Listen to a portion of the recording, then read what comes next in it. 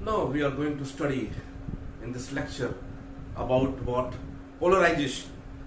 हम पोलराइजेशन के बारे में पढ़ने जा रहे हैं इस लेक्चर में. ओके, इससे पहले कि आप पोलराइजेशन को समझें, आपको यह जानना होगा कि what is the nature of electromagnetic wave. एक इलेक्ट्रोमैग्नेटिक वेव, एक लाइट वेव जब आगे ट्रेवल करती है तो it contains electric field vibrations, the electric field vibrating in one direction and magnetic field vibrating in another direction, perpendicular direction. आप देख सकते हैं डायग्राम में. अगर वेव एक्स डायरेक्शन में आगे बढ़ रही है तो इलेक्ट्रिक फील्ड वाई डायरेक्शन में और मैग्नेटिक फील्ड जेड डायरेक्शन में ऑसिलेट कर रहा है. ऐसा इधर वेव जा रही है पर इस डायरेक्शन में इलेक्ट्रिक फील्ड, इस डायरेक्शन में मैग्नेटिक फील्ड. याद रखें, दुनिया भर की जितनी भी ऑप्टिकल फिनोमेनास है, that is just due to what electric field vibrations. अगर आप इलेक्ट्रिक फील्ड वाइब्रेशंस को हटा देंगे तो सारी दुनिया में अंधेरा छा जाएगा. Okay, so all the optical phenomenas are due to what electric field vibrations. और ये जो वाइब्रेशंस है, इलेक्ट्रिक फील्ड वाइब्रेशंस, हम पूरा फोकस इलेक्ट्रिक फील्ड वाइब्रेशन पे करेंगे. ये इलेक्ट्रिक फील्ड वाइब्रेशन केवल एक ही डायरेक्शन में नहीं होता, बल्कि ये अगर वेव इस डायरेक्शन में जा रही है तो उसके परपेंडिकुलर चारों तरफ जो है ऐसा रोटेट होता रहता है. The vibrations, the electric vibrations are not only confined in one direction but these vibrations occur symmetrically in all direction. जैसे वेव अगर आपकी तरफ आ रही है तो वाइब्रेशन इधर भी होगा, फिर इधर भी होगा, फिर इधर भी होगा, इधर होगा, मतलब चारों तरफ. जैसे यहां पे देखिए, वेव अगर इधर जा रही है तो vibrations, electrical vibrations are not confined in one direction but vibrations are occurring symmetrically in all direction. मतलब वाइब्रेशन ऐसा भी हुआ, फिर ऐसा हुआ, फिर ऐसा घूम गया, फिर घूम गया, फिर घूम गया, चारों तरफ. जैसे आपके फैन का ब्लेड जो है चारों तरफ घूम रहा है, बिल्कुल वैसी वाइब्रेशन भी चारों तरफ रोटेट कर रहा है. So vibration, electrical vibrations occurring in all directions perpendicular to the wave propagation. Okay, and such a wave is called, such a light is called what? Unpolarized light. इसको आप क्या बोलते हैं? Unpolarized light, where the electric field vibrations are occurring in all direction symmetrically. और इसे हम जो है, चूंकि ये वेक्टर है इसलिए हम इसे इस सिंबल से रिप्रेजेंट कर रहे हैं. मतलब वाइब्रेशन यहाँ पे ऐसा है और ऐसा. ये डॉट बता रहा है कि परपेंडिकुलर वाइब्रेशन है, दोनों डायरेक्शन वाइब्रेशन. एक्चुअली क्या है, जो इधर और इधर के वाइब्रेशंस थे उनको हमने कंपोनेंट में रिजॉल्व कर दिया और हमने बोला कि here we have this vibrations and this vibrations. So this vibrations which are occurring in all direction can be just shown, can be represented like this. It is also unpolarised light. ये भी कैसे light है? Unpolarised light है. अब देखिए, किसी unpolarised light को जहां पर ये वाइब्रेशन भी है और ये वाइब्रेशन भी है, vibration along the plane and perpendicular to the plane. When such a light is passed through a crystal, हमने यहां पे क्रिस्टल लिया है, tourmaline crystal. Which crystal? Tourmaline crystal, aluminium boron silicate, right. तो ये जो क्रिस्टल है, इसकी जो क्रिस्टलोग्राफिक एक्सिस होती है, जिसके दोनों तरफ क्रिस्टल सिमेट्रिक होता है, ये जो क्रिस्टलोग्राफिक एक्सिस है ये जस्ट लाइक अ स्लिट बिहेव करती है. It behaves like a slit. क्या होता है, वो वाइब्रेशंस जो कि इस स्लिट के पैरेलल है वो पार हो जाते हैं, और वो वाइब्रेशन जो कि क्या है, इसके परपेंडिकुलर है, एब्सॉर्ब हो जाते हैं. And the light gets polarised. Light को हम क्या बोलेंगे? Polarised. When you have the vibrations of electric field occurring only along one direction, then this light is said to be what? Polarized. Right? ये light यहां पे polarise हो गई है, केवल एक ही डायरेक्शन का वाइब्रेशन बचा है. इस प्लेन को बोलते हैं plane of polarisation. Sorry my mistake, plane of vibration. क्या बोलते हैं इसको अपन? Plane of vibration. और उसके परपेंडिकुलर जहां का वाइब्रेशन गायब हो गया, एब्सॉर्ब हो गया, ये जो वाइब्रेशन जो एब्सॉर्ब हो गया, इस प्लेन को बोलते हैं प्लेन ऑफ पोलराइजेशन. इधर पोलराइजेशन हुआ है, इधर वाइब्रेशन बचे हैं, ये प्लेन ऑफ वाइब्रेशन है.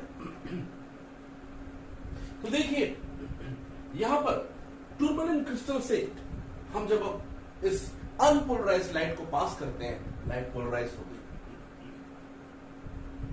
अब अगर आप मैलस लॉ की बात करें तो मैलस ने एक ऑब्जर्वेशन किया और उसने बताया कि जब लाइट पोलराइजर पे आ रही है, अगर इंटेंसिटी आई नॉट है, पोलराइजर, ये पोलराइजर है, पोलराइजर से पास होने के बाद इंटेंसिटी आई नॉट बाई 2 हो जाती है। अब इधर रखा हुआ है एनालाइजर, ये एनालाइजर चेक करता है कि whether the light is polarised और नॉट। कैसे? अगर मैं एनालाइजर की भी एक्सिस को पोलराइजर के एक्सिस के अलोंग रखूं तो क्या होगा, ये जो वाइब्रेशन से ये पास हो जाएंगे। लेकिन if I start turning it, अगर एनालाइजर को रोटेट करने लगूं तो ग्रेजुअली इंटेंसिटी कम हो जाती है और थीटा एंगल पे यहां से जो लाइट गुजरेगी उसकी इंटेंसिटी हो जाती है I naught by 2 cos square theta. Theta क्या है? Angle between polariser and analyzer, angle between the axis, this axis and this axis. तो जब इसको मैं घुमाना शुरू करूंगा और जब इसको 90 डिग्री में कर दूंगा तो पूरी तरीके से इंटेंसिटी 0 हो जाएगी। आप जानते हैं cos 90 0 होता है।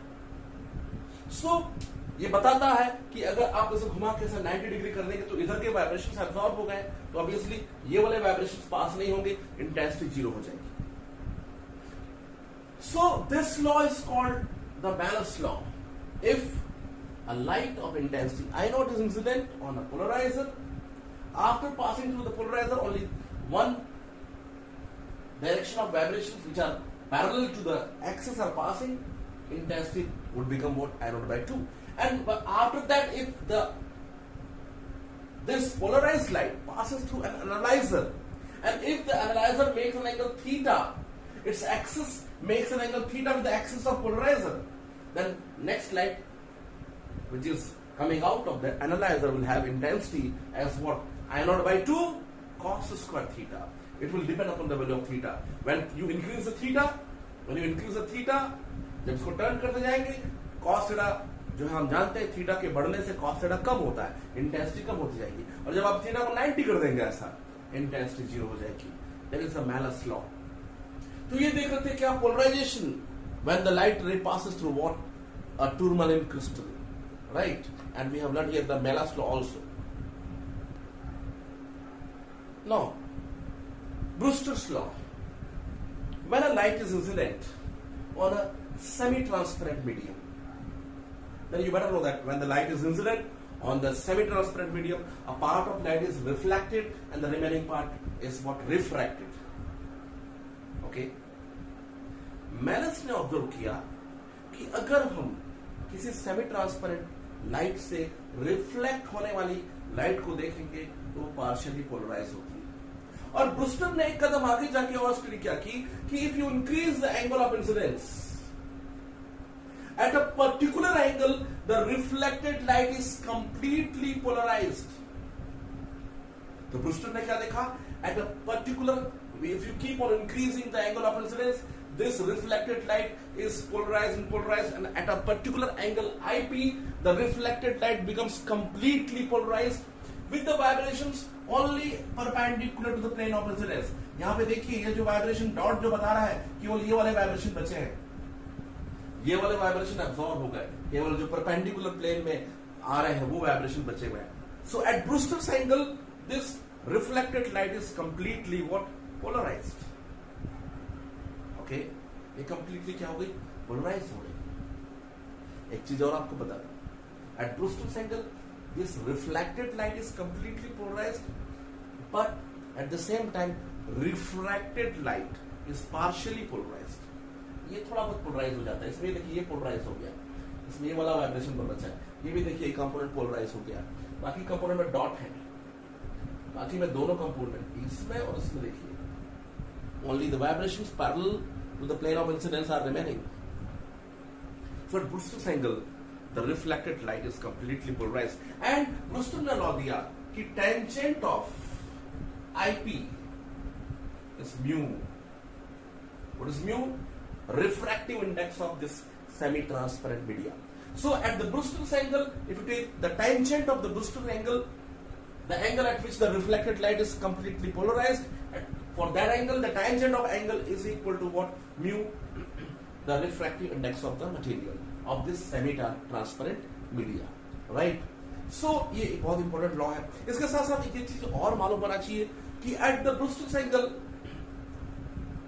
the reflected light and refracted light, these two are mutually perpendicular. ये 90 डिग्री बनाते हैं. So at Brewster's angle, the reflected light and refracted light are mutually what? Perpendicular. चलिए इन दोनों लॉ पे हम कुछ खास न्यूमेरिकल देखते हैं इसके बाद. So you can see the first question here. The question says you want image of sun formed due to reflection at water air interface is found to be very highly polarized. Find the angle of sun above the horizon. तो मामला क्या है? यहां पे water air interface है और ऐसा सन से लाइट आ रही है. सन अगर थीटा एंगल पे है, लाइट रे आ रही है. हमको मालूम है जो लाइट रे आती है वो अनपोलराइज्ड लाइट है. इसमें ये वाइब्रेशन और ये वाइब्रेशन दोनों वाइब्रेशन है. लेकिन ये देखा गया कि जो रिफ्लेक्टेड लाइट है, ये रिफ्लेक्टेड लाइट प्रॉब्लम के मुताबिक पूरी तरीके से पोलराइज्ड है. आपको ये थीटा निकालना है. एक चीज याद रखिए, अगर हम देखें तो ये जो एंगल होगा, as this light is almost polarised, completely polarised, so this angle must be angle of polarisation, Brewster's angle. And here mu is tan IP, Brewster's law. When you apply this, mu 4/3 is tan IP. हमको मालूम है वो अच्छा triangle, अगर ये angle IP ये जो है tan थीटा, अगर tan IP अगर 4/3 है तो ये एंगल क्या होगा? 53 डिग्री. 53 डिग्री के लिए जो है परपेंडिकुलर 4 होता है और बेस क्या होता है? 3 होता है. तो अगर tan IP 4/3 है तो याद रखिए ये जो IP है इट विल बी व्हाट? 53. लेकिन आपको IP नहीं पूछा, आपको पूछा angle of the sun above the horizon. That angle is theta. इसलिए थीटा की वैल्यू क्या होगी? थीटा हो जाएगा 90 minus IP, which will be 37 degree. So be careful. Here, as the reflected light is completely polarized, therefore, sure this angle of incidence is what? The Brewster's angle, whose tangent is mu. So from there you can get the value of IP, and finally then the value of theta, which is the angle above the horizon of the sun. Right? चलिए चलते हैं next question में. इसके बाद ये question आप समझ गए होंगे. Now another good question is here. When light is incident on a plane surface of a material at a glancing angle of 30 degrees, the reflected light is found to be completely polarized. जब किसी material में light 30 degree पे पड़ रही है, unpolarised light है, तो reflection के बाद ये कंप्लीटली पोलराइज हो जा रही है. तो बताइए एंगल ऑफ इंसिडेंस यहाँ पे क्या हो जाएगा बच्चों? 60 degree. You can see here. अगर ये ग्लांसिंग एंगल पे ऐसा आ रही है तो ये 30 डिग्री बनाएगा अगर प्लेन से, तो ये जो एंगल IP होगा यहाँ पे IP कितना हो जाएगा बच्चों? 60 डिग्री. अब आपको मालूम है कि म्यू क्या होता है? tan of IP. तो म्यू की वैल्यू क्या हो जाएगी? tan IP is tan 60. क्योंकि ग्लांसिंग एंगल 30 डिग्री पे आ रहा है तो इधर से जो एंगल बनेगा वो 60 डिग्री बनेगा. तो tan 60 is mu is equal to what? √3. अब आपको ये भी मालूम है कि जो म्यू होता है वो sine I upon sine R होता है. R क्या होता है बच्चों? Angle of refraction. अब यहां पे म्यू की वैल्यू क्या है? √3 आ चुकी है. साइन I साइन 60 सॉल्व करेंगे इसे. तो साइन आर जो है वो 1/2 हो जाएगा, आर की वैल्यू 30 डिग्री हो जाएगा। ये आपका आंसर हो जाएगा, क्योंकि साइन 60 √3/2, √3 कैंसिल होगा और साइन आर की value 1/2। Sine R 1/2 means R will be what 30 degree. Easily आप इस टाइप के क्वेश्चन को बना सकते हैं। In this question, two polarites, their axes are making 30 degree angle with one another. What fraction of incident unpolarized light is transmitted? तो देखिए आपके पास आ रही अनपोलराइज्ड लाइट, ये जब किसी पोलराइजर से पास होगी तो इंटेंसिटी हाफ हो जाती है, आपको मालूम है।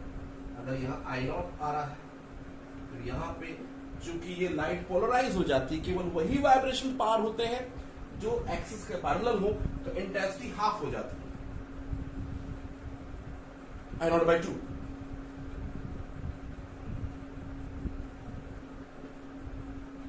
आप जानते हैं, मैंने लॉ मैंने आपको बताया। अब देखिए आगे जो है, ये जो तुम्हारा अगला एनालाइजर है, ये एनालाइजर इस पोलराइजर की डायरेक्शन से एनालाइजर जो है ये 30 डिग्री बना रहा है। कितना एंगल बना रहा है वहां पे 30 डिग्री। तो अब इसके बाद जो लाइट पास होगी वो क्या होगी, I0/2 cos स्क्वायर 30। तो जो फाइनल लाइट आ रही है I, उसकी वैल्यू क्या है I0/2 cos स्क्वायर 30। आपसे पूछा है what fraction of incident light is transmitted, मतलब आपसे पूछा I/I0, I0 और यहां से फाइनल निकल रहा है क्या I0/2 cos square 30 degree. 30 degree is the angle between polariser and what analyser, जो एनालाइज करता है। और यहां से आगे बढ़ेंगे तो हो जाएगा हाफ cos 30 क्या बच्चों, √3/2 whole square which is what 3/8। So what fraction of the incident light will pass there? 3/8.